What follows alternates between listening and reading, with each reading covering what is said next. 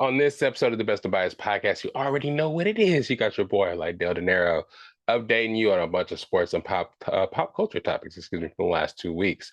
We got fantasy football to check up on, NFL to check up on, WNBA Finals to check up on, NBA preseason.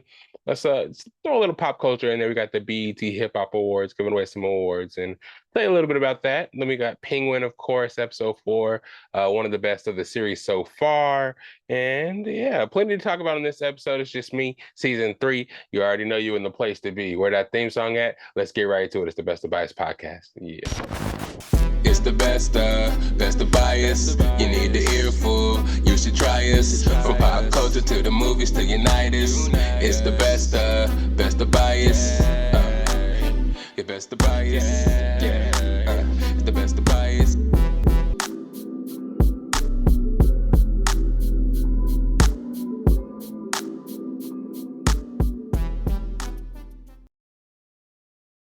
What's up? What's up? What's up? You know what time it is. You know where you at.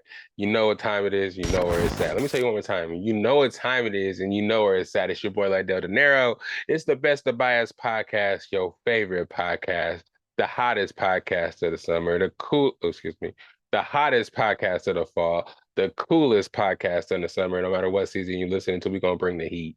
We're gonna bring the funk. We're gonna bring whatever you need, pop culture and sports topics from the past 2 weeks. You already know what it is. Last week, you already know, we updated you on a lot of NFL stuff, fantasy football stuff, but why not run it back?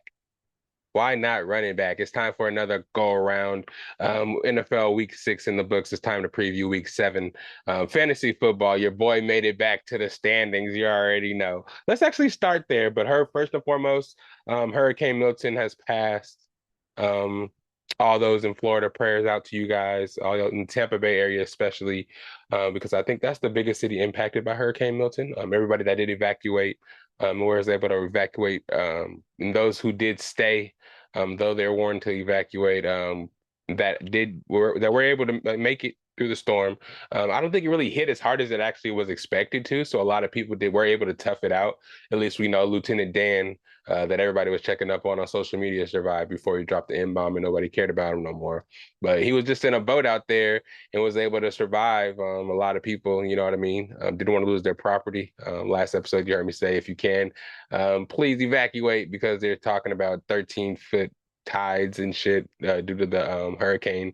But it looked like it hit landfall about Friday night, and then afterwards it kind of just passed through, and then wasn't as bad for Florida and Tampa. So hopefully, you know, a lot of casualties were averted by people evacuating. If people did lose family, pets, property, prayers out to you guys. But hopefully we were able to keep that to a minimum by a lot of people evacuating. This weather, man, it's just crazy. And if you can lend a hand, check some message boards or something, check up on the people in Florida.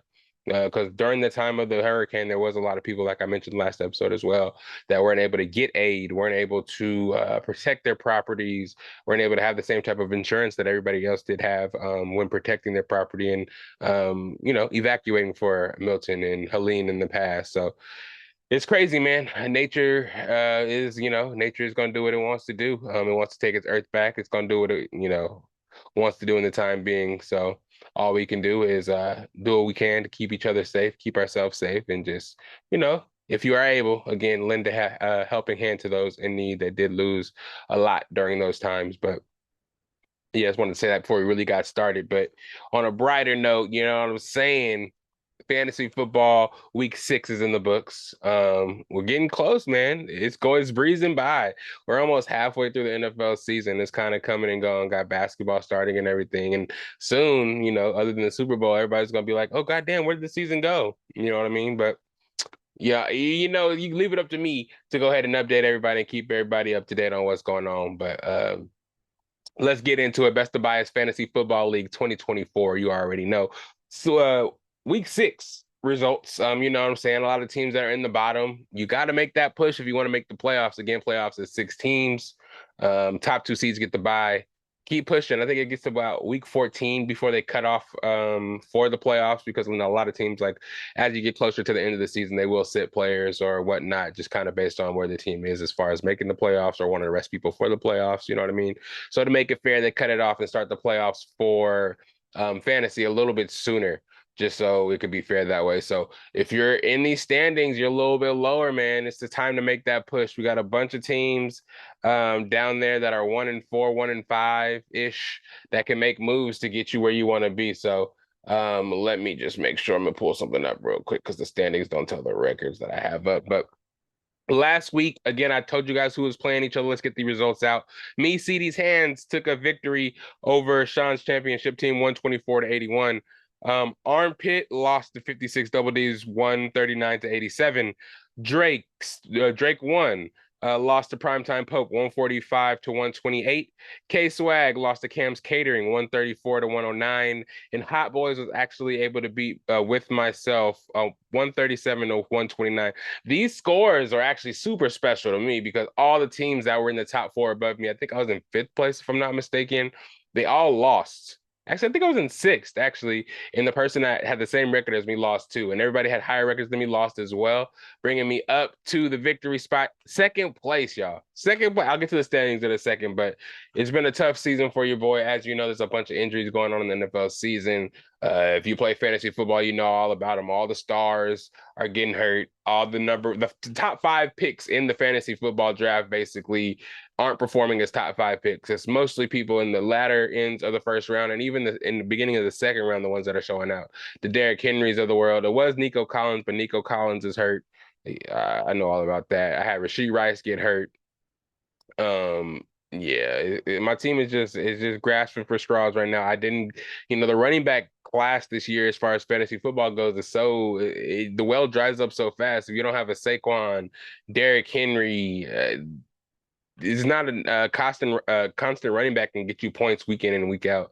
I think receivers in this year's PPR are good as well. It's just that shit, if they can stay healthy, you're able to use them. If not, you just gotta run to the waiver wire, which is not always the easiest place to find a player, especially in the time of need when you're playing against a team full of health, especially when buys come around. It's just kind of like, boy, my roster right now is just full of people that, let me just tell you who's on my roster right now, just to give you guys a kind of a look. I'm on my phone over here. Sorry about that. But I got Kyler Murray. I'm starting Brian Thomas Jr. from the Jacksonville Jaguars, rookies over there, just because Rashee Rice got hurt. That was my receiver 1. Nico Collins was the receiver 1 on the season. He got hurt too last game after 2 games ago after a 67-yard touchdown pass, tore his hamstring.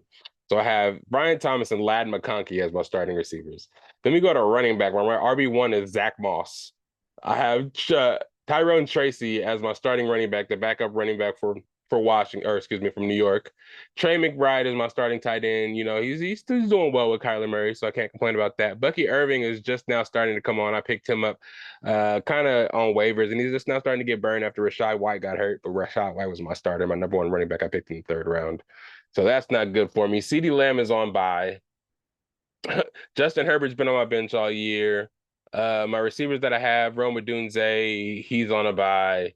Again, Nico Collins. I drafted Jonathan Brooks to be that sleeper that's on IR that'll come back for the Panthers and come back and play towards the end of the year, can do something for me. But my running back room is looking soft. My receivers are looking soft. My kicker and my defenses are the only thing that are really keeping me in game to game. Chase Money McLaughlin has been keeping me 16 some points every week. My defense, I've been streaming defenses, and they've been giving me a lot of points too, man. So it's been a makeshift season for me, but I was able to crawl myself back into 2nd place. This week we do got some matchups. Again, I wanted to let you guys know the standings right now before I get into the matchup. So 1st place, we got Drake 1 at 5-1. Then it's me, 2nd place at 4-2. Who would have thought I'll be in 2nd place at 4-2 after all the injuries on my team? But I'm making it work. Armpit in 3rd place at 4-2. Shenanigans in 4th place at 4-2. K-Swag in 5th place at 3-3. Primetime Pope in 6th place at 3-3. 56 Double D's at 3-3. Hot Boys at 3-3. That's a whole bunch of teams jumbled up for 3-3 from place 5th all the way down to place 8. You know what I mean? So that scramble for 5 and 6, that playoff spot is going to be crazy. And then once we get down to the other players, which we have in ninth place, we have Derek's Jet Skis at 2-4. 10th place, we have Sean's championship team at 2-4. Cam's Catering at 2-4, and then we have With Myself at 1-5. So the separation between these teams is really narrow, especially towards the end of the playoff bracket. If you're in the top half, keep winning to separate yourself from the lower team so you can have those top 4 spots secured. You don't want to get back jumbled in that spot with all those people towards the bottom and have to race and keep it towards leave it up to points scored for you or points against in order to make the playoffs, because you don't want to have no kind of tiebreakers, because you know what I'm saying. Don't come running to me when you guys have to, oh, why is he in and he's not with the same record? I'm telling you right now, if you're not scoring no points and people are scoring hella points against you, that's going to make you look worse in your record, and that could stop you from getting to the playoffs. So pay attention to what you're doing. Pay attention to those waivers. If you're a fantasy player, you know what I'm talking about. You're not in our league. You know what I'm saying, right? Find those waivers, do your research, listen to podcasts, go to YouTube videos. I don't want to hear, oh, my people are injured, that's why I can never win. No, find waivers. If your players are injured and you're doing bad, pick up those waiver people, because that's how you're going to get better. You can't just sit on your laurels just because your players are hurt and just give up. Find your players, because you'll have first in the waiver order. Grab the best player in the waivers for that week and keep collecting those players if you can end up being closer down there towards the end of the waivers. A lot of seasons are won by collecting players off the waiver, not necessarily always the original team. You know what I mean? So be diligent. Be diligent. You know what I mean? Even if you have gotten last place in the past, if you're trending towards last place, don't give up. Don't blame your roster on other people. Don't do that, because that's a no-no. Put your big boy, big girl pants on and go with your gut. You get some advice from somebody, take it into consideration, just like me with my predictions and stuff that I'm getting to in the next segment. Let's take that with a grain of salt. Use your gut, use yourself, numero uno, use this thing right here. Be under that noggin you got, you know what I'm saying, inside that cranium, and do your best to be original and get that roster together to make that playoff push. You know what I'm saying? And if you are going to lose and just kind of give up, it's fine. Just let me know that you're not down for the cause next year, and we can replace you for the people on the waiting list. You know what I'm saying? I'm not going to get into it. I have faith in all my guys. You know what I'm saying? I have faith in everybody. You know what I'm saying? So we're going to get it done. Let's see. Let's get into this week's matchups, week 7. Again, you guys, another chance to be great. Let's see if you can get a win and move yourselves up the standings. You feel me? So we got me, See These Hands versus Hot Boys. I'm coming to get you, John. You know what I'm saying? I got to take you down too. Pause. I got to beat you too. I got to show this league what winning looks like. I'm going back to back. You know what I'm saying? I haven't really popped my shit because I haven't really had the placings to show for it. Hey, but bro, it's over for you guys. It's over for you guys.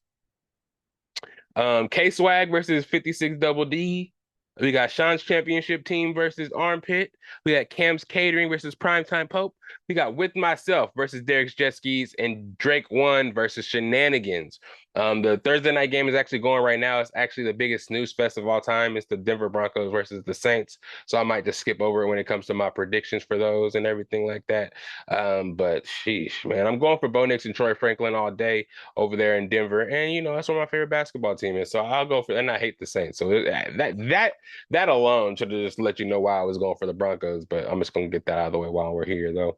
But Fantasy Football League, I'm still waiting for somebody in the league to hop on and talk some fantasy football. I still feel like everybody's scared, but I need to scramble. There's something I do want to do this week, you guys.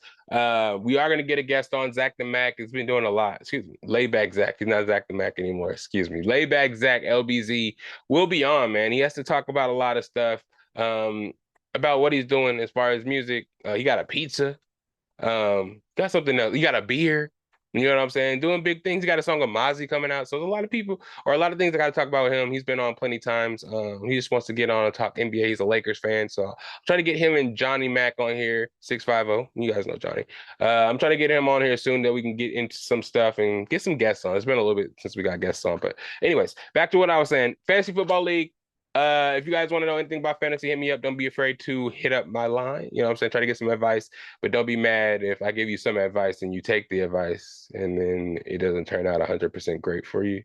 You know what I'm saying? I'm here as a 3-time, maybe even 4-time, I don't know, champion in this shit. I know what I'm talking about most of the time, but I don't know what I'm talking about all the time. You know what I'm saying? But if you do want some advice, hit me up, Instagram, YouTube, wherever you can find me. And we can talk fantasy football all day. You know what I'm saying? More segments. If you want more fantasy football segments, let me know. We can do that shit as well. But let's get into this NFL. You know what I'm saying? NFL Week 6 is in the books. You know what I'm saying? For me personally, I had a great week with the Tampa Bay Buccaneers. But starting with that Thursday night football game, we had the Seahawks and the 49ers. The Seahawks ended up losing that game. 49ers, again, I thought 49ers would win this game. Okay, sorry. Let me just get into this first. If you guys are new to the podcast, each week, especially during sports football season, I do previews for the week prior that's coming up. And then the week after, I go over my preview, my predictions, and see how many I got right, and then preview the next week for the people maybe putting in wagers. So right now, we're going to review those week 6 scores, and the week 6 scores, and then preview week 7, and move on from there. But back to what I was saying. 49ers did win that game. Like I said, it was a game that coming off, they lost to the Cardinals. So this was a revenge. I wouldn't say revenge game necessarily, but a get-right game for the 49ers. Brock Purdy, again, has been under a microscope all season. This is pretty much a season where it's kind of like show and prove. They want everybody to, or not, they want everybody. I think Brock Purdy should want everybody and his team in general to see what he's worth. There's been a lot of in and outs in this team this season. Debo, of course, Christian McCaffrey hasn't even touched the field this season. Kittle has been hurt. Trent was holding out at the beginning of the season. It was a lot going on, a lot of pressure on Purdy to keep the team in the right direction and keep it going during times of kind of like, I wouldn't say doubtfulness, but unassuredness, if that's a word. Brandon Ayuk's contract, him holding out for a while, him not necessarily being on the same page as Brandon Ayuk throughout the season this season, not really, not performing up to that like top wide receiver in the season or in the league paid contract that he's getting paid for. He's not really playing up to that. So it's been interesting to see throughout the season, especially Brock Purdy, kind of the whole team being on his shoulders, because it's only so long they can really, hide behind the fact that, Kyle Shanahan's this maestro. The team has pretty much the Avengers, is what everybody calls them, since they have so many great skilled position players all the way down to their fullback that catches passes down the field. It's kind of crazy. But Purdy was able to go out there against the Seahawks and show what he could do, put up points. They're doing trick plays out there and just doing whatever they wanted. Kittle had 2 touchdowns and put them back on the map, get them on the right track. I think they're 3-3 now. Going into next week, they play the Chiefs, you know what I'm saying? So they had to have that game. They couldn't lose to the Cardinals and the Seahawks going to play the Chiefs, potentially losing 3 in a row. You know what I mean? So them winning that game gave the team a lot more confidence. And though they didn't have Christian McCaffrey, Jordan Mason did get hurt in the game. Their 3rd string rookie running back did get off, and their 4th string running back even did a good little serviceable amount in the system. So I think the 49ers, as long as they can, just keep it, I wouldn't say keep it minimal as far as the play calling and stuff, so everybody doesn't get hurt, because you still want to try to put up points and still kind of try to be competitive without trying to be too safe and too risk averse. But at the same time, you want to actually make it to the playoffs. You know what I'm saying? You want to get the top seed, win your division, all that, and just be looked at as the number 1 team in the conference. But making it to the end of the season is important too. If you make it to the playoffs with nobody to play, then what did you do it for? You feel me? Ultimately, but I'm glad they were able to get that win. I think I did predict them to win. I have my predictions over here. Yes, I think I did predict the 49ers to win that game. And then we had the Jags and the Bears. I know I predicted the Bears to win because the Jags were looking just atrocious. I don't know what's wrong with Trevor Lawrence. I don't know, after he got his money, if he just said, I'm going to relax and just not be good anymore, or if he has other interests like people were worried about when he actually was coming into the league. The team is just regressing. I don't know what's going on. Their receiving core should be better. They have Christian Kirk, again, Brian Thomas that I talked about a little bit earlier, Gabe Davis, running backs, Tank Bigsby, Travis Etienne, and you have Evan Ingram at tight end. I guess the offensive line is not the best, but I mean, I feel like the offense is serviceable enough for them to be in games, maybe win games, and even when it's crunch time, when they've been losing close games, when they've been leading in the beginning, to close out games. Excuse me, sorry about that. I always be hitting this mic, but it's not really looking good for them. They had Caleb Williams out there looking like an all-star. He threw 4 touchdown passes out there in London. It was looking like the Bears was getting their groove back. And yeah, they definitely covered, and I picked the Bears to win that game. Commanders at Ravens.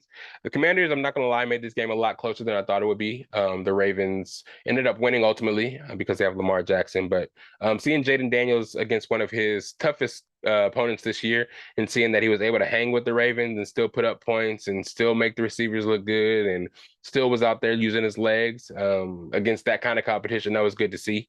But ultimately, the Ravens did win, and I did pick the Ravens to win that one. Cardinals versus the Packers. I picked the Cardinals, I believe, in this one for an upset. Just thinking the Packers are, Jordan Love's coming back off injuries. The receivers are in disarray. Wicks can't catch a cold. Dobbs, I think Romeo Dobbs that got suspended from the team. Jalen Reed was the only person really doing anything over there. The running game wasn't really doing too well, but it looks like the Cardinals defense is just Swiss cheese. Everybody's able to perform against them. I would expect one time. I mean, they beat the 49ers, you know what I'm saying? They held up against the 49ers offense. So I felt like going against the Packers offense and the fact that they had offense themselves, that has definitely regressed as well. I don't know why the offense after the first couple of weeks looked so good and now just looks so bad. Marvin Harrison did get a concussion in this game. Trey McBride did do his thing, but Kyler Murray is still up and down. I thought, after those first couple of games, the game against the Bills, the game against the 49ers, that he was going to actually just be on a high this season and be QB1, especially in fantasy, but it's not looking that way, but hopefully next game he can just get it together. But he did lose. Cardinals did lose, but I picked them to win an upset. Packers won 34-13. Next game, Patriots and Texans. Patriots starting Drake May, benching Jacoby Brissett, his first start. I think he did throw about 3 touchdown passes. Did kind of impress a little bit the Patriots fans out there, give the young boy a chance. They're not really good anyways. The offensive line is terrible. So it's kind of interesting that they did go ahead and throw him out there when the offensive line had a bunch of backup center, which against the Houston Texans defense is just kind of setting him up for failure. He did get sacked a bunch, and they did get whooped 41-21. CJ Stroud was able to put up a whole bunch of points out there. Tank Dell was able to have a big workload with Nico Collins being out, and Stephon Diggs was able to do his thing as well. Joe Mixon coming back off that ankle injury served. I think he had like 132 yards. Got off. So yeah, Texans won that game. I predicted that one to go that way as well. The Buccaneers and Saints, I can talk about this one a little more in depth. You feel me? Baker, the laser Mayfield out there doing things. Chris Godwin's resurgence is amazing. They talked about when Liam Cohen's coming to be our offensive coordinator, replacing Dave Canales, that he would be just adding a lot more motion, kind of coming from that Sean McVay tree. You will see a lot more motion, a lot more Chris Godwin in the slot, a lot more utility for him, a lot more scheming players to get open. And I love the offense this year, man. It's just we're getting a lot more pieces involved. Our running game last game, this game just got way more apparent. It was invisible for weeks, years, if anything. This last game, Bucky Irving got the start with Rachaad White being hurt, foot injury. Just got off. Showed that he should actually be the starter. I love Rachaad White. I'm not even gonna lie. But Bucky, you already know how I'm rocking. You know what I'm saying? Coming in after we drafted him, of course, I wanted him to get burned, and I know how he plays from playing at Oregon. So seeing him do it out there on the NFL field with the Buccaneers it's heartwarming. Sean Tucker, we drafted him last year out of Syracuse. He was supposed to be amazing. Everybody said he was really good. But he got hurt last year and he wasn't able to show what he could do. He came into the game, I think he had 152 overall yards. I think his first play in the game. Maybe not his first play, but one of his first series of the game, he had a 40-yard screen touchdown. Just showed his elusivity. The Falcons game the week before, he had a kickoff return running over some people that showed us that he can do a little something. This game, we're handing him the ball 10, 9, 8 yards of carry. It's just kind of crazy. And then the 40-yard touchdown pass was amazing. Bucky Irvin out there stiff arming people, doing stuff that we don't see Rachaad White doing that often. Robert Hainsey did start in place of young Graham Barton. We don't know if Graham Barton's going to come back this week or even come back at center. I mean, if his natural position is at guard and we can take out Bredesen and just lose Hainsey at center, and we can get ball moving like we got this week here and just push people around and get Bucky Irving, Rachaad White, and Sean Tucker going, though it may hurt my fantasy team, I'm all about it. It's Chris Godwin catching screens, going 70 yards, nobody being able to tackle him. Then Mike Evans comes back healthy, catching deep balls, intermediate routes. We have Sterling Shepard out there doing reverses, trick plays, carrying the ball, just doing a whole bunch of stuff. Then it's just looking good. The offense is looking good. Though we threw 3 interceptions. One I feel like was just really on Baker Mayfield. He threw it right to somebody. The other 2, one bounced off somebody's chest and one was off a deflection. So Yeah, I'm just happy that he wasn't getting rattled in his head, and he didn't crumble. You know what I'm saying? He kept it together, was able to make plays with his legs. Our defense was able to keep Spencer Rattler in check. They're running a rookie quarterback. Todd Bowles is really good against rookie running back, or excuse me, quarterbacks, blitzing him a lot, making them hurried in the pocket. You know what I'm saying? Not get a whole bunch of rush or passing yards. We had Antoine Winfield back, his first play back. He picked up a fumble and took it to the house. Best safety in the game. Jamel Dean did get hurt, but our backups did a serviceable job. Zion McCollum is corner number one. I wanted to see more out of him. I said that coming into this season, and he's been showing it. Interception this game. I think he had an interception last game as well. Forced fumble. Looking like that boy. Hella fast, 6'1", nice size, pause. So we looking good, man. Beat the Saints 51. What was the score? 51-27. I couldn't even predicted that. I didn't see that one coming, but I'm glad it happened. And I definitely predicted that we was gonna win. Next game, Eagles versus the Browns. The Eagles squeaked by a victory. The biggest thing about this game was Sirianni was yelling at his fans with a bald head.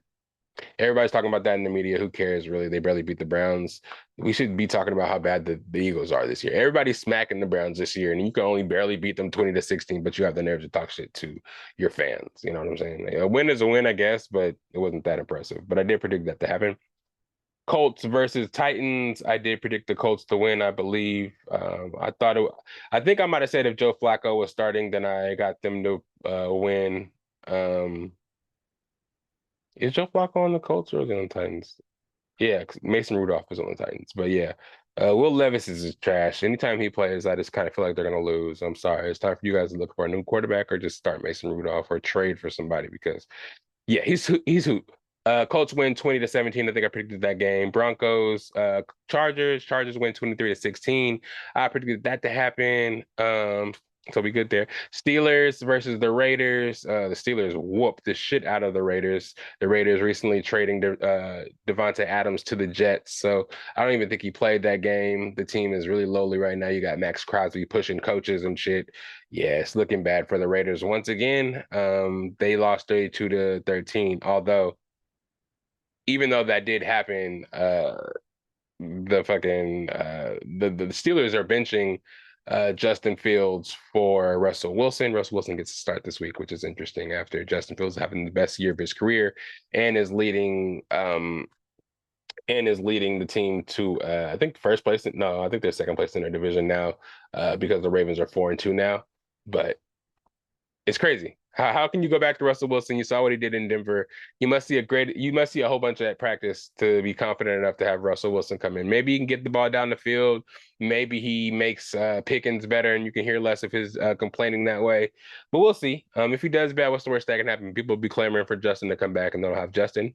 Because, I mean, eventually you have to see what you got in rest. You know what I mean? So I see what I can see, but I would wait until at least Justin has a bad game before you make that switch. But I feel it. And then we had Falcons versus the Panthers. I wanted the Panthers to win, but the Falcons ended up winning. Who cares, anyways? Falcons won. Let's see, 38-20. So I was wrong about that one. Cowboys and the Lions. Yeah, Lions whooped the Cowboys' asses, 47-9. I don't know what's going on with the Cowboys. I wasn't aware that without what's his name? Without what's his name? Without Micah Parsons and DeMarcus Lawrence, the team is just absolutely trash. I wasn't aware of that. But hopefully they can get it together, or else Jerry Jones is gonna get ran out of town. I mean, he can't get ran out of town because he is the owner, GM, all that other shit. But man, you're gonna make that man have a heart attack. He going off on radio hosts, talking shit to people, bro, reporters and shit. Let that man go in peace, bro. At least make the playoffs because it's looking ugly for you guys. 47-9 is embarrassing. They're running reverses, halfback passes. You're lucky Jared Goff didn't score a touchdown on y'all. That would have been embarrassing. But yeah, I predicted that one to happen that way. 17-7, Bengals over the Giants. I predicted that as well. Sunday night game, very, very boring. Bengals went 17-7 though. Monday night, we had the Jets versus the Bills. Kind of close game. A game full of missed field goals and inclement weather, but Yeah, a bunch of rolling eyes from Aaron Rodgers and a bunch of stuff like that. But yeah, sorry about that in the background there, guys. I was trying. This is my first time using my PlayStation's usually in here. Now my Xbox is in here. It's gonna want to go to sleep on me. I bet it goes to sleep soon. But don't worry, don't worry about the images back there. If you haven't seen the new podcast, go watch it right now on YouTube, episode 222.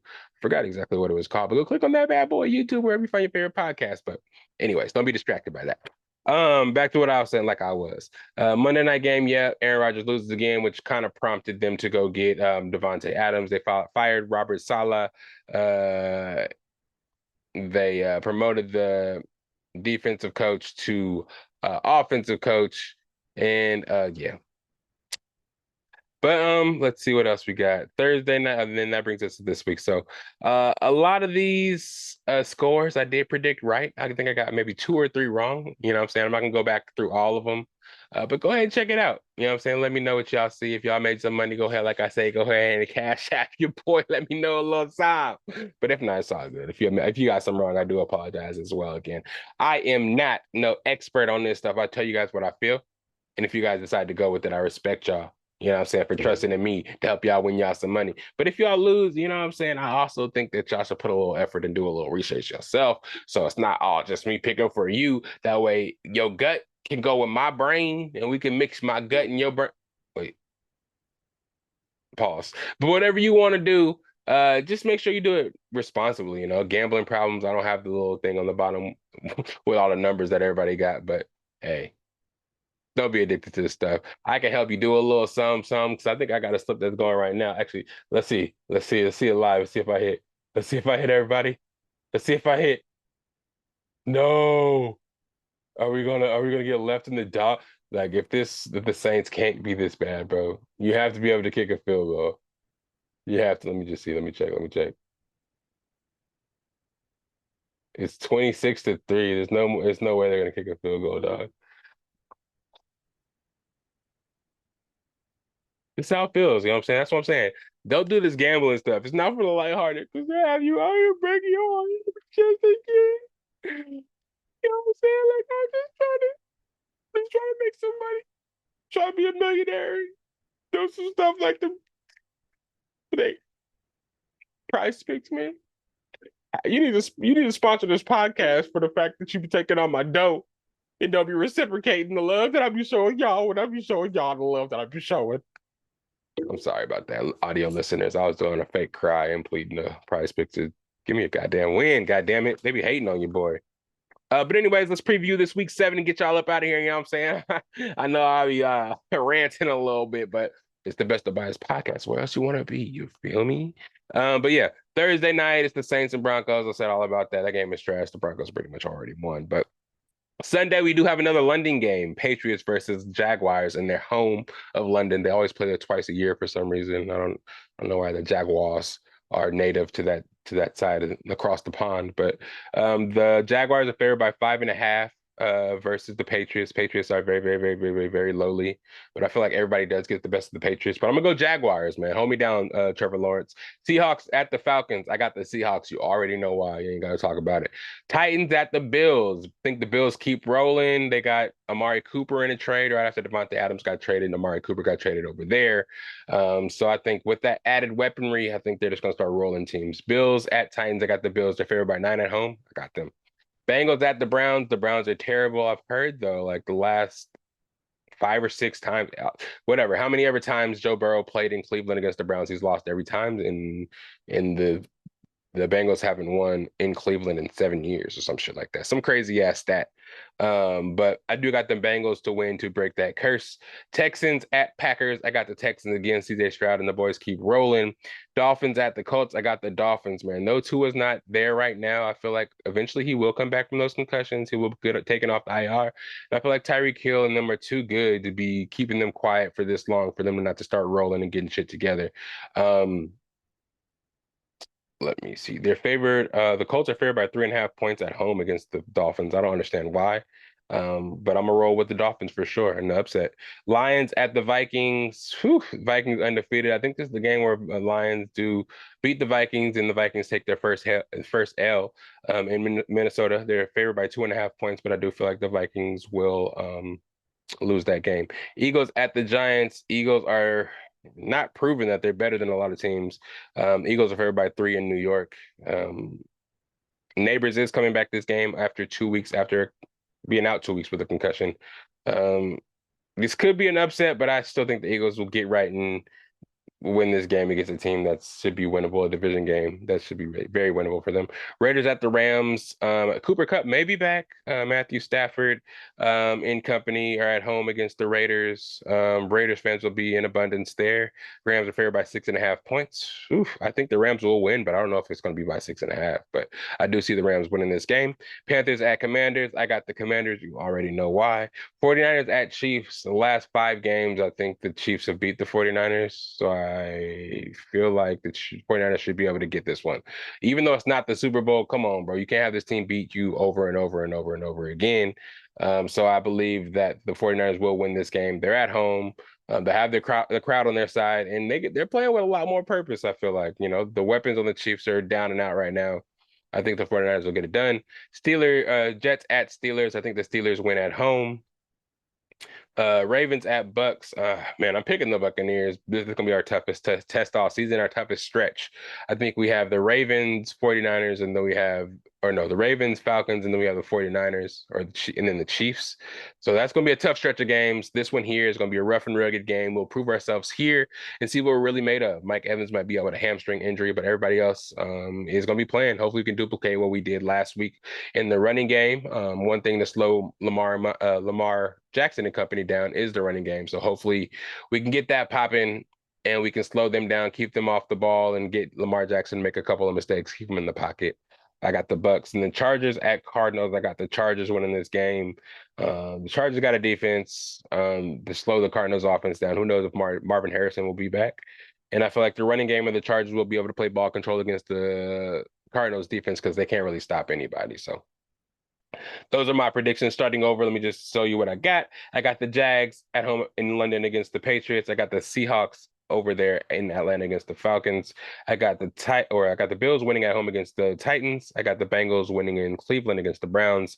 Texans winning in Green Bay against the Packers. I got the Dolphins winning in Indianapolis against the Colts. I got the Lions winning in Minnesota, giving the Vikings their first loss. Eagles winning at the Giants. I have the Rams winning at home against the Raiders. Is it their home though? Because the Raiders fans are going to be in abundance. Hey. Commanders, I got them beating the Panthers at home. I got the 49ers beating the Chiefs at home. Steelers winning at home against the Jets. Buccaneers winning home against the Ravens, and then the Chargers winning at Arizona. A lot of home team winners I got here, but you know what I mean? No, I got a lot of actually away team winners, but when it comes down to a couple of these home teams, I got faith in them. But yeah, hopefully you guys can get some predictions out there or match those predictions with some parlays. If you were thinking about if you're on the edge about a couple of teams, use my advice to take you to the next step. You know what I'm saying? Again, you already know I'll put my tag somewhere up, the Cash App up there somewhere if you guys want to, give your boy a little cash from the winnings you got, or just sponsor the podcast in general. I'm going to get a Patreon real soon so you guys can support the cast. You know what I'm saying? All this stuff around me wasn't cheap, bro. The graded motherfucking comic, the statues, the signed pops, the artwork, you know what I'm saying? It takes a lot to put on a good presentation. So, you know what I'm saying? Support the podcast. We're going right into the pod to bring more content to take it to the next level. We've been slowly increasing every time, every pod, every year. We've been doing more and more to bring you guys a more quality podcast, a more crisp sound. And I'm hopefully, we're doing that and doing the best we can to get that to y'all. Let's move on a little bit. But right here, it's where I gotta do dual cameras though. Let me raise this up. Let me let y'all know what we talking about.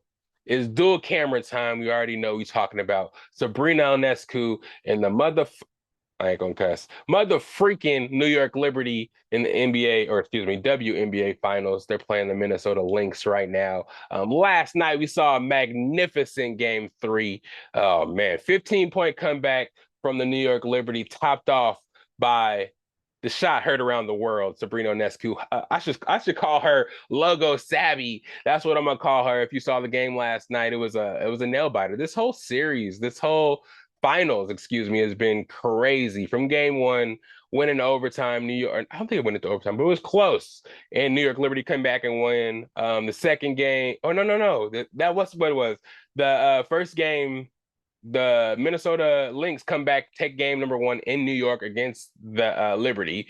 Number two, Liberty hold it down and come and take game two. But this game three, it was crazy. Liberty were getting smacked in the beginning. Nafessa Collier, Courtney Williams doing their thing, hitting shots, Courtney crossing them up, feeding Nafessa Collier, making everything in the post. Nafessa Collier doing her thing on defense, kind of holding Stewie and Sabrina to a little like a low score here. You know what I'm saying? I think Sabrina only had like 10 points going into like the fourth quarter before she got hot. You know what I mean?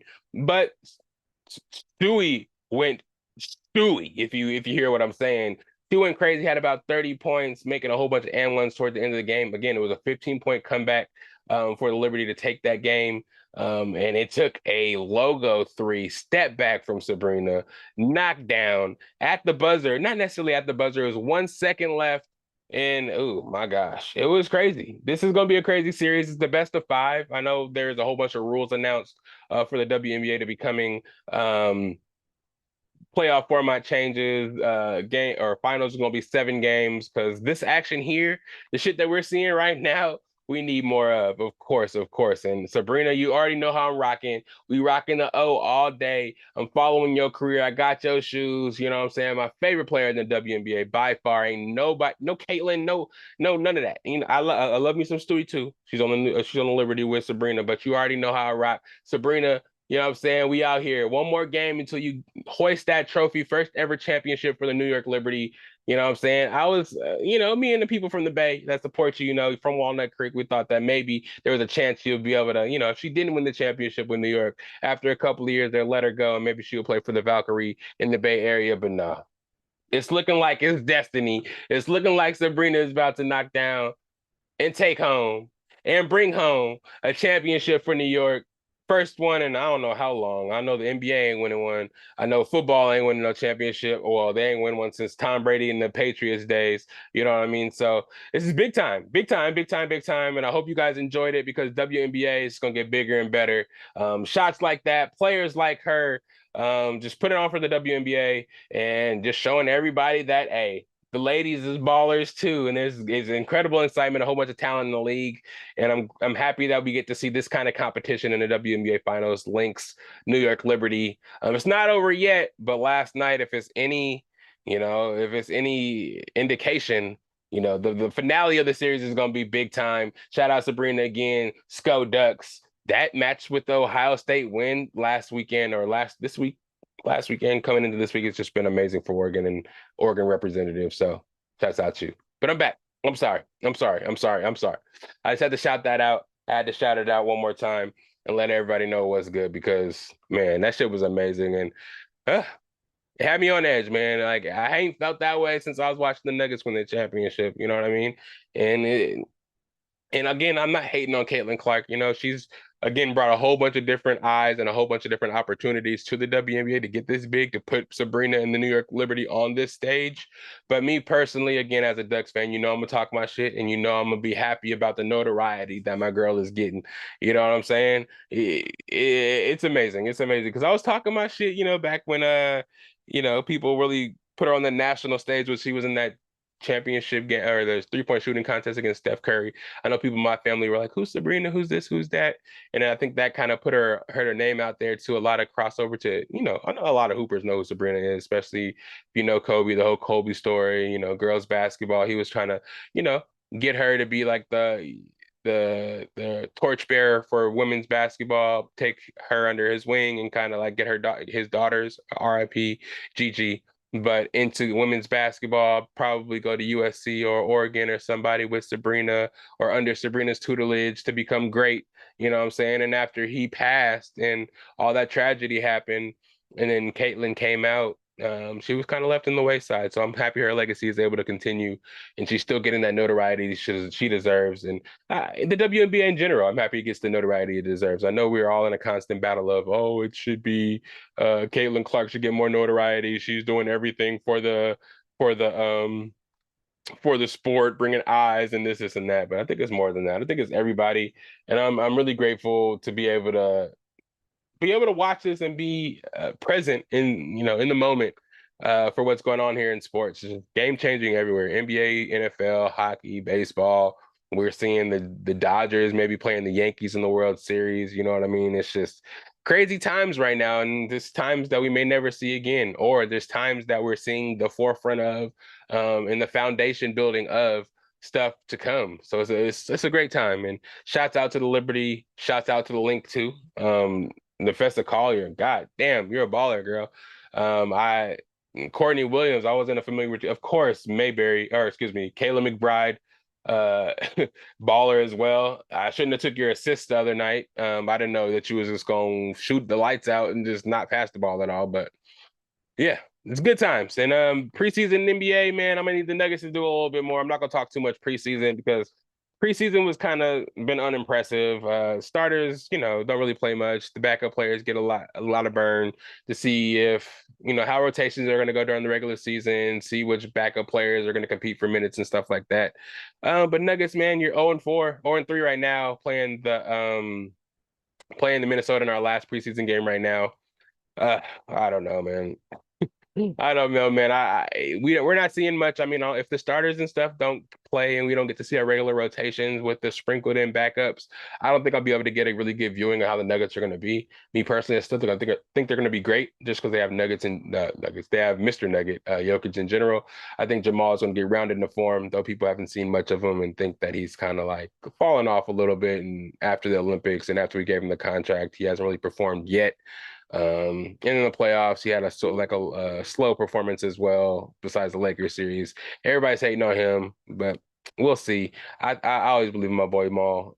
Michael Porter Jr. got bigger. Hopefully his defensive prowess got better. He got a little beefier, you know what I'm saying? He's been putting up a lot of buckets in the preseason, scoring like 15 points at 15 minutes, 21 points in 20 minutes. So if he can take that next step and be the second best scorer after Jokic, or maybe even after Jamal, if he can take the next step and just kind of like don't have to make Jokic be the leading scorer of every game, just have him facilitate and maybe get rebounds and score when he needs to. That can be great for him to take that next step. Christian Braun is really going to be the straw that breaks the camel's back, though, honestly. If he can make threes, knock down, we know he can play defense. We know he can drive, make shots in contact with contacts at the rim, but we need those corner threes, top of the key threes, standing threes when kicked out to by Westbrook, when kicked out to by Jamal, when kicked out to by Aaron Gordon after driving Jokic. You know what I'm saying?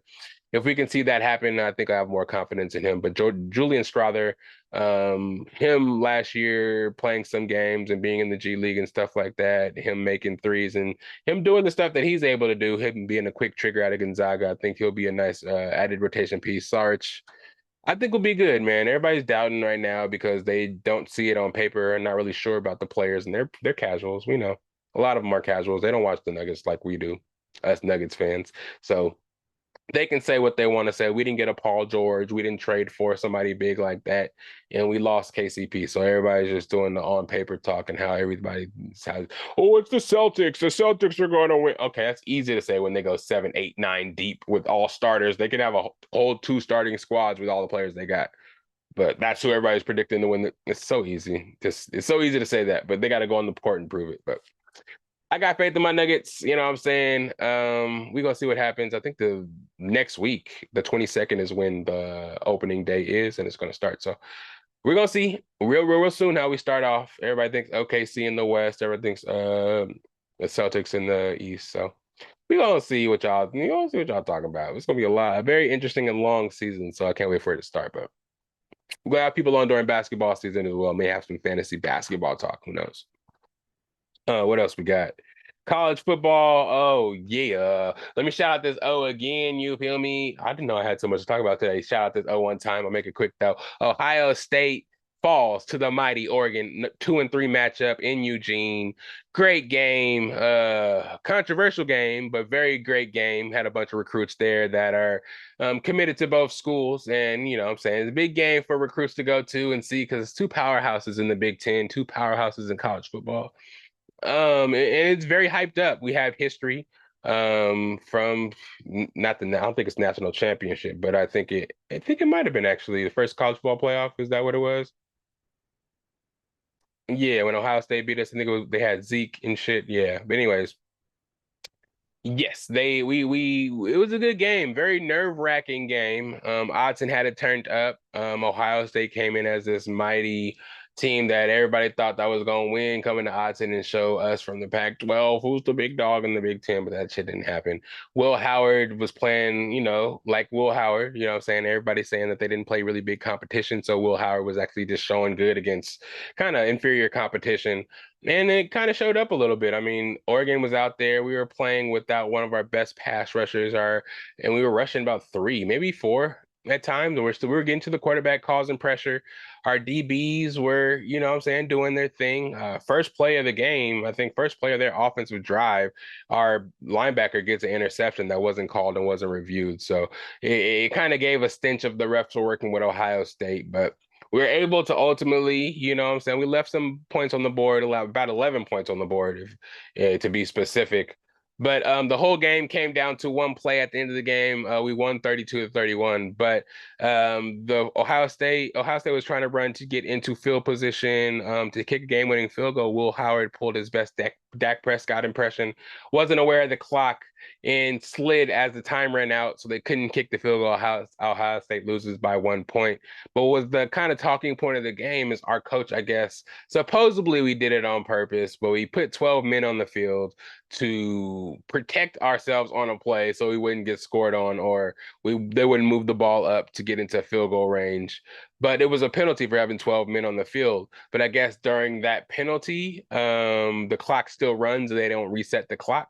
So though there's 12 people on the field, time will come off the clock and the other team has no timeouts and they can't have the time back. So it's basically like a wasted down in a sense, because, okay, we commit the penalty, the time comes off the clock, they get a replay of the down, but they don't get the time back. So basically, they still only have one more play.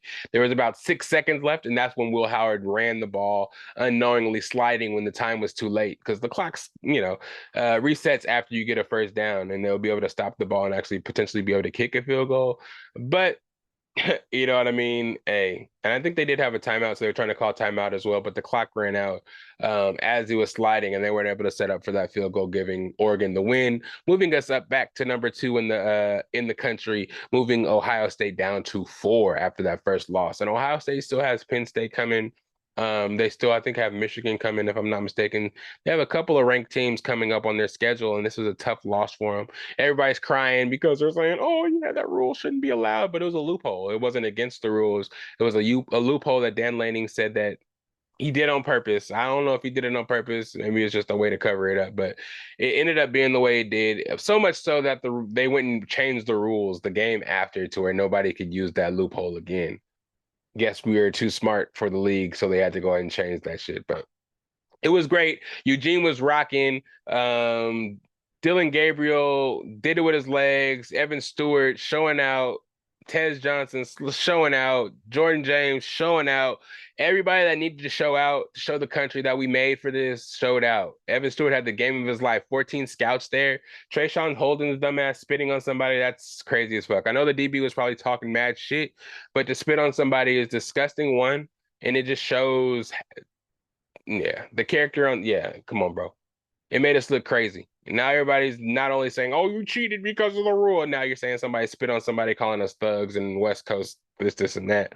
Like, bro, we shouldn't give nobody opportunity to do that. Supposedly Trayshawn has been having I mean, I don't want to throw this on the kid because he's been playing well for the team, but behind the scenes, a lot of people are saying that he has had attitude issues and things like that. He was at Alabama and he transferred over to Oregon, so that does say something in general there. People don't usually make that transfer, but who knows now? You know what I'm saying? We the big dogs, so they may start doing that, but Yeah. Other than that, everything looked good. You know what I'm saying? We won out there in Autzen. We play them again. Everybody thinks it was a fluke. Oh, they'll beat them again when they play for the Big Ten championship, and they'll probably even beat them again if they play them in the national championship. Ohio State's gonna win the national. Shut up, bro. They just got shut down by us, bro. They still got to play other teams. I know their schedule is not the hardest, but if they get shut down by Penn State, then what? Then what, bro? You know what I'm saying? Texas is nice. Texas is nice. I don't know if we'll ever, because they play Georgia this week. If they lose to Georgia, we'll be #1 in the country. Believe that. But if they beat Georgia, it's gonna be tough for us to bounce up unless we beat Ohio State twice. You know, so if we beat Ohio State twice and then Texas plays in the SEC championship and loses after beating Georgia this week, then that's a little different. You know what I'm saying? But Oregon, we up right now. What a great game. What a great game to experience. What a great game to watch. I watched it kind of FaceTiming some friends and I was going down. I was a little further ahead in the game than them, but shit was great. But go Oregon. We got Purdue this week. Purdue is supposed to be a team that beats a whole bunch of ranked teams. Like is supposed to be a big spoiler team, but they're 0-5 this year, so I don't think that's gonna happen. But knock on wood, let's go Ducks. Let's see. Pop culture. I just wanted to throw in a little pop culture because I've been passing pop culture a lot in the last couple of weeks. I just wanted to add a little something. BET Hip Hop Awards passed. You know, award shows aren't really much to me. I don't really care much about award shows because they're kind of all slanted and kind of just give the awards who they want to give the awards to, and the people I think that we think should win never really win. It's all like, oh, the industry knows more than the average person. And that's why. Da, da, da. Yeah, that's bullshit, yo. So I'm kind of not with that, but I just thought the BET Hip Hop Awards, I just give the awards, but then I just went through it and just kind of realized I've been kind of staying away from music stuff and topics on the pod just because I've been noticing a lot more that the media kind of is driving hip hop to be slanted in Kendrick's direction. I'm not saying that Kendrick didn't watch Drake in the beef or anything like that. It's just that now it's kind of getting to be too much. I'm proud of everything Kendrick Lamar is getting, all the accolades, but like if it's not more obvious now that somebody industry wise or behind the scenes really don't like Drake, it's apparent here in the Hip Hop Awards. Not only is Kendrick Lamar winning everything, I mean, deservedly so, he had an incredible year, but they made sure to let everybody know that Drake was in the categories that he won against. And then everybody else that had beef with Drake actually won awards as well. So I'll get into some of the biggest awards there. Maybe I need to go back and listen to the ciphers too, because that's something I usually do during these, but I didn't really hear much about the ciphers, but we'll check those out. Best hip hop artist, Kendrick Lamar. Oh no. I just wrote, actually, I'm tripping because I wrote in the heading here, best BET Hip Hop Awards, Kendrick Lamar Awards. But I meant to say Artist of the Year, Kendrick Lamar, Lyricist of the Year, Kendrick Lamar, Album of the Year, Pink Friday 2, Song of the Year, Not Like Us, Video of the Year, Not Like Us, Breakout Artist of the Year, Sexy Red, Producer of the Year, uh, Alchemist. Best collab was Like That, which was, you already know. And then you have Best Duo, Metro and Future. And then Platform Award. This is a new award that I really know about. It was Uncle Shay Shay, though. They gave Uncle Shay Shay an award for his platforms and all the podcasts that he does. That boy is working. That man is working. Club Shay Shay. He has Nightcap with what's his name, Chad Ochocinco, and of course he's on First Take. You know what I mean? So he's doing a whole bunch of stuff, and he's been working, man. Besides the little snafu with the whole Michelle situation, him going on live doing the do, which I don't know, man. We went from cancel culture to anything goes culture. I mean, if unless you're Diddy with 1,000 bottles of Baby Oil doing crazy shit like that, nothing else you can do off the field or off the air is gonna get you in trouble. If you can't be fired for having sex online live, if you can't get fired for that, I feel like you can do anything you want in the world. I'm not saying that Uncle Shay should be fired. I'm just saying, man, get your money, player. I'm proud of them not firing him. And maybe it was just he asked his lawyers what he could do as far as how far you can take his promotion for his little honey pack pills. And hey, that boy did the best promotion job possible, putting them things to work. You know what I'm saying? I don't know who Michelle is, but hopefully she got broke off. Well, she did get broke off, but hopefully she got broke off a little bit of money for that promotion because man, that boy went crazy.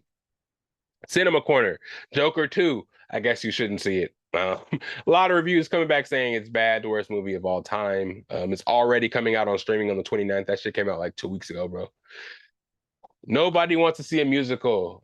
People are saying, I forgot the director's name. People are saying that he made the first movie on a fluke so bad. I mean, made a good movie on such a fluke that he didn't really want to make a second movie, and he made a second movie just so that they wouldn't ask for a third. You know what I mean? He's done with superhero movies, they say, and he needs to be after this one. And if that was the goal, I haven't seen it, and I'm hearing so much bad shit about it to how it doesn't make sense, to how at the end, spoiler alert, if you actually are going to see it, that they kind of just blatantly say this guy is not the Joker. um, yeah, this is not a continuance. It's a continuance of the Joker 1, but the action in the cliffhanger they left you on in the first movie, the second movie doesn't really pick up where it needs to. It kind of drops the ball. So yeah. A lot of disappointment going around in regards to that. And, I am too, man. I already kind of stood my ground and stand 10 toes on not going to see a musical. They said there's about 20 different songs in it, 2 hour movie, 2 hour and 15 minutes. Bro, nah.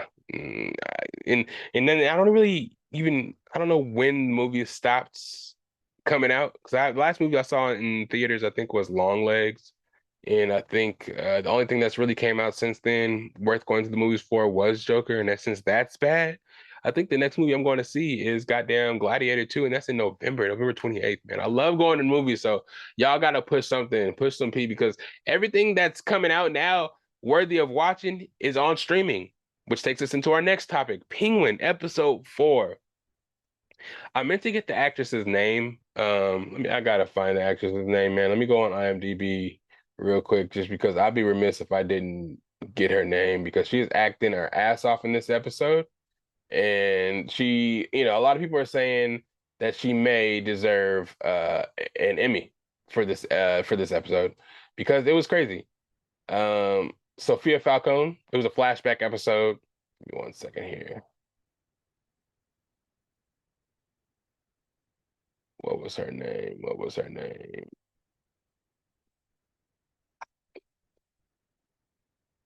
Is that her?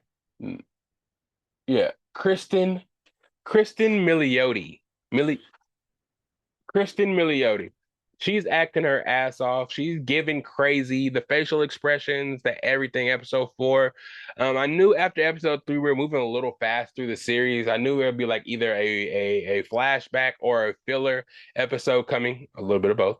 And I like how they did it, actually. They flashed back to when the Penguin was her driver, and kind of just a setup of how she got put in jail. Her father wanted her to be the successor, and be to run the family. And I think it was her uncle who had her put in a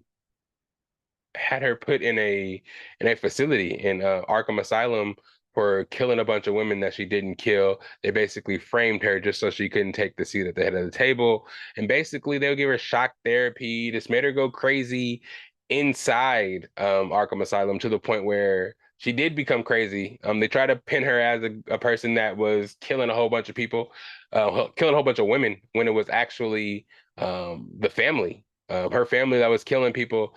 And she was gonna kind of expose that um, to the family, or to her father or whatever.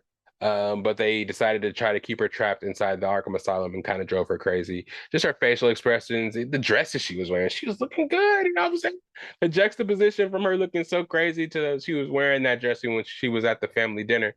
Um, and she went crazy and gassed everybody. That was nuts. It's worth the watch. Highest rated, I think it was a 9.5 on IMDb.